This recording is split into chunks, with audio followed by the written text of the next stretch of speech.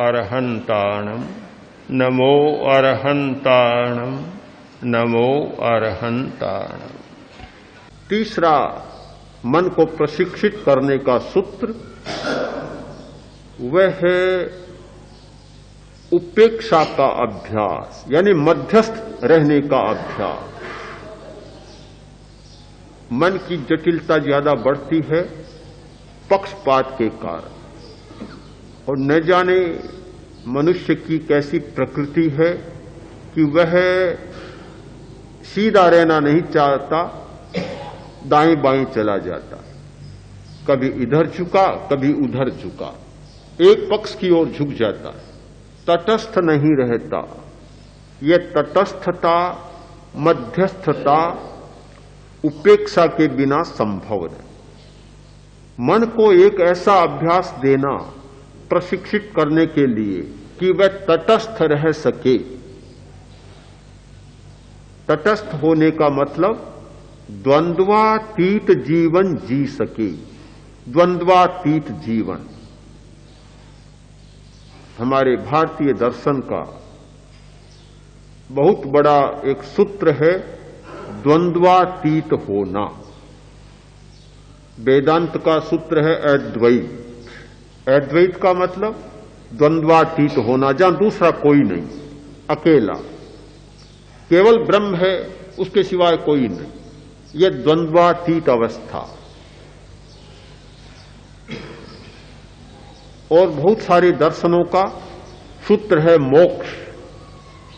मोक्ष का मतलब द्वंद्वातीत, जहां दूसरा कोई नहीं।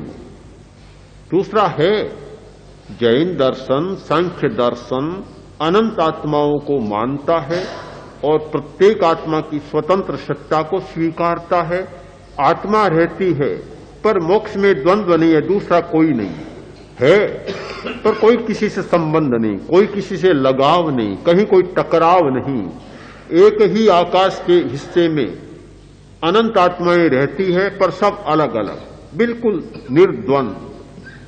तो यह निर्द्वंद्व चेतना का विकास, यह भारतीय दर्शन का बड़ा महत्वपूर्ण सूत्र है। या जहां सोचा जाता है कि दर्शन का उद्देश्य है पूर्ण नैतिकता की प्राप्ति, पूर्ण नैतिक हो जाना, बहुत छोटी बात है। नैतिकता एक समाज के संदर्भ में होती है, किंतु निर्द्वंद होना किसी सामाजिक संदर्भ में नहीं है। यह सामाजिक संदर्भ से परे की बात है। नैतिकता तो बहुत नीचे रह जाती है, बहुत पहले आ जाती है, किंतु निर्द्वंद होना बहुत आगे की बात है। द्वंद होना, जहां सारी समस्याएं द्वंद्वों की समस्याएं हैं। अगर द्वंद्व मुक्त हो जाए कोई समस्या बचती है क्या? सुख और दुख, द्वंद्व का मतलब दो होना। सुख और दुख एक जोड़ा है, द्वंद्व है, तो इसीलिए समस्या है। दुख तो समस्या है ही, पर क्या सुख समस्या नहीं है? निश्चित समस्या है, क्योंकि सुख है इसीलिए तो दुख होता है। अगर सुख नहीं होता तो दुख भी नहीं होता। हम एक को समस्या मानते हैं, दूसरे को नहीं मानते, किंतु अगर सत्य का दर्शन होगा तो दोनों साथ में जुड़े हुए। प्रशंसा और निंदा एक जोड़ा है, एक द्वंद्व है।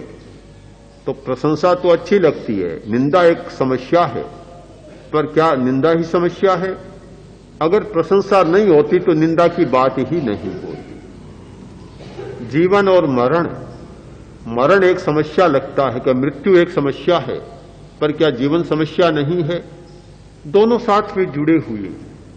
हमारा सारा जीवन एक द्वंद्वात्मक जीवन है, द्वंद्वों के साथ चलने वाला जीवन है। एक अभ्यास निर्द्वंद्वता का अभ्यास देना होगा मन को।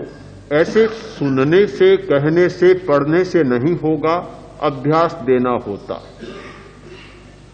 प्रेक्षा ध्यान में एक प्रयोग कराया जाता, आकाश दर्शन का।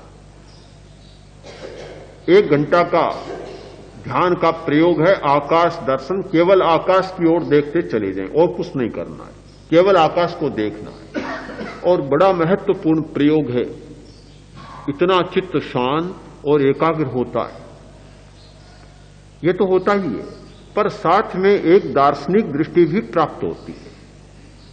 एक सन्यासी था, बहुत समता वाला, शांत, हर स्थिति में समान रहता, चाहे कोई कुछ कह दे, प्रशंसा कर दे तो फूलकर कुप्पा नहीं होता, गालियां दे तो सिकुड़ता नहीं, क्रुद्ध नहीं होता, बहुत पहुंचा। लोगों ने पूछा कि महाराज आप हर स्थिति में समान कैसे रहते? बड़ा आश्चर्य, कैसे आप हर स्थिति में संतुलित रहते हैं, अपने संतुलन को कभी नहीं खोते, इसका राज क्या है? उसने कहा, मैंने एक मन को प्रशिक्षित किया, एक पाठ पढ़ा है। किससे पढ़ा? कोई गुरु मिला? कहा गुरु मिले हैं। कौन गुरु? नाम क्या जानना चाहते हैं? कि एक का नाम है आकाश और दूसरे का नाम है धरती। ये दो गुरु मुझे मिले, इनसे मैंने कोई पाठ पढ़ा। कैसे पढ़ा? कि मैं आकाश की ओर निहारता हूं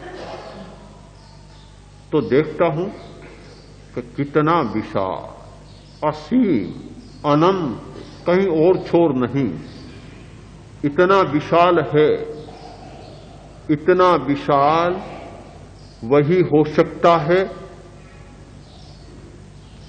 जो द्वंद्वों से ऊपर रहता है, ऊपर रहता है। आकाश सबसे ऊपर। क्या आपके पैरों के नीचे आकाश नहीं है? मैं आपसे पूछना चाहता हूं, आपके पैरों के नीचे आकाश नहीं है क्या? है? आकाश नहीं है तो आप कहां है? आकाश में है। फिर भी जहां आकाश की बात आएगी सीधा ध्यान ऊपर चला जाएगा। आकाश का मतलब, किसी बच्चे से पूछो आकाश कहां का? ऊपर। ऊपर है, छत से भी ऊपर है। यानी आकाश का मतलब ऊपर हो गया। ऊपर क्यों? एक तर्क शास्त्र में, न्याय शास्त्र में एक बहुत सुंदर वाक्य आता है कि वर्षा तपाभ्याम किम व्योमनः चर्मण्यस्ति तयो फलम। चाहे तो वर्षा बरसे और चाहे गहरी धूप पड़े, वर्षा बरसती है तो आदमी भीग जाता है, धूप पड़ती है तो आदमी का शरीर गर्मा जाता है। पर इतनी वर्षा पड़ती है, आकाश भी कभी भीगता है क्या? देखा आपने कहीं आकाश भी भीग गया? आज तक नहीं भीगा। इस अनंत काल में नहीं भीगा और आगे भी भीगने वाला नहीं। इतनी गहरी धूप पड़ती है, क्या आकाश भी कभी गर्मा गया? एक बर्तन पड़ा है तांबे का, कांसे का, एकदम गर्म हो जाता है, पर आकाश भी इतनी धूप में रहता, कभी गर्म देखा क्या आपने? नहीं हुआ कभी गर्म। यह है ऊर्ध्वगामिता, ऊंचा होना। यानी न सर्दी का प्रभाव, न वर्षा का प्रभाव और न धूम का प्रभाव। इन सारे प्रभावों से मुक्त होना, उसका नाम है आकाश। तो मैंने आकाश से सीखा कि अप्रभावित रहना। दूसरा मेरा गुरु है धरती। मैंने धरती से सीखा कि सहिष्णु रहना, सहन करना बहुत बड़ी बात है, बहुत बड़ी समस्या है। आज के युग की सबसे बड़ी समस्या है असहिष्णुता, और सबसे बड़ी अच्छाई है सहिष्णुता, सहन करना। कोई किसी को सहन करना नहीं जानता। पुढ़वी समय मुनि हविज्जा, मुनि पृथ्वी के समान बने। यानी पृथ्वी पर क्या क्या नहीं होता, खोदा जाता है, कुरेदा जाता है, अपवित्र चीजें डाली जाती है, खेती की जाती है, सब कुछ किया जाता है, पर कभी पृथ्वी असहिष्णु नहीं बनती। मैंने सीखा कि हमारी धरती, जिस धरती पर हमारे पैर टिकते हैं, हम रहते हैं, इतनी सहिष्णु है। इन दोनों से मैंने सीखा। यह मन को प्रशिक्षित करने की एक प्रक्रिया है।